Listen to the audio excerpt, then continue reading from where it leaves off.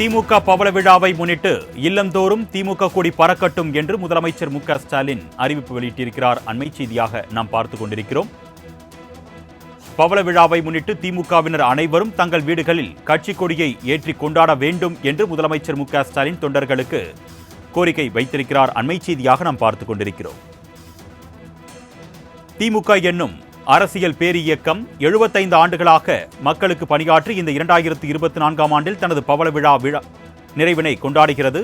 இந்நிலையில் இல்லந்தோறும் திமுக கொடியினை பறக்கவிட்டு கொண்டாட வேண்டும் என்று முதலமைச்சர் மு க ஸ்டாலின் தொண்டர்களுக்கு அறிவுறுத்தி இருக்கிறார். அண்மை செய்தியாக நாம் பார்த்துக் கொண்டிருக்கிறோம். இது குறித்த கூடுதல் விவரங்களை செய்தியாளர் ஷெலினா வழங்க நாம் கேட்கலாம்.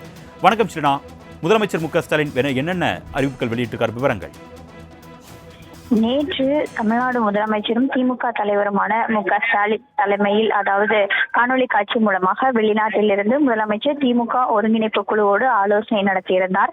இந்த ஆலோசனை கூட்டத்தில் இல்லந்தோறும் கழக கொடியை பறக்கவிட வேண்டும் என்ற தலைப்பில் முதலமைச்சர் மு க ஸ்டாலின் தெரிவித்திருந்தார். அதன்படி தற்பொழுது அறிக்கை ஒன்று வெளியிடப்பட்டிருக்கிறது.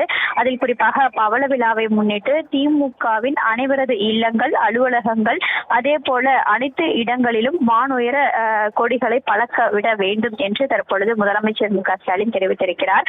பெரியாரின் கொள்கைகளை ஜனநாயக வழியில் சட்டங்களாகவும் திட்டங்களாகவும் நிறைவேற்றிடும் நோக்கத்தோடு அண்ணா 1949ஆம் ஆண்டு தொடங்கப்பட்ட இந்த கழகம் என்பது தற்பொழுது 75 ஆண்டுகளுக்கும் மேலாக மக்களுக்காக பணியாற்றி வருவதாகவும், இந்த நிலையில் 2024 அன்று தனது பவள விழாவை கொண்டாட இருக்கக்கூடிய நிலையில் பவள விழாவின் நினைவாக கொடி கம்பங்களில் அனைத்தையும் புதுப்பிக்கப்பட்டு அந்தந்த பகுதிகளில் இருக்கக்கூடிய அல்லும் பகலும் உழைப்பெற்ற திமுகவின் மூத்த முன்னோடிகள் கரங்களால் இந்த கொடிகளை ஏற்றிட வேண்டும் என்று ஏற்கனவே மாவட்ட செயலாளர்கள் கூட்டத்தில் தீர்மானம் என்பது நிறைவேற்றப்பட்டிருந்தது. அதன்படி அனைத்து இடங்களிலும், வீடுகளிலும், அதே போல அலுவலகங்களிலும் திமுகவின் கொடிகளை பறக்கவிட வேண்டும் என்றும் கொடி கம்பங்களை புதுப்பிக்க வேண்டும் என்றும் தற்பொழுது முதலமைச்சர் மு க ஸ்டாலின் தற்பொழுது அறிக்கையின் வாயிலாக குறிப்பிட்டிருக்கிறார். தொடர்ச்சியாகவே வெளிநாடு பயணம் மேற்கொண்டிருக்கக்கூடிய நிலையில் அங்கிருந்து தொடர்ச்சியான பணிகள் என்பது அரசு பணிகளாக இருந்தாலும் சரி, கட்சி பணிகளாக இருந்தாலும் சரி, தொடர்ந்து ஆய்வினை மேற்கொள்ளப்பட்டு வரக்கூடிய நிலையில் நேற்று நடைபெற்றிருந்த கழக கூட்டங்களில் தற்பொழுது இந்த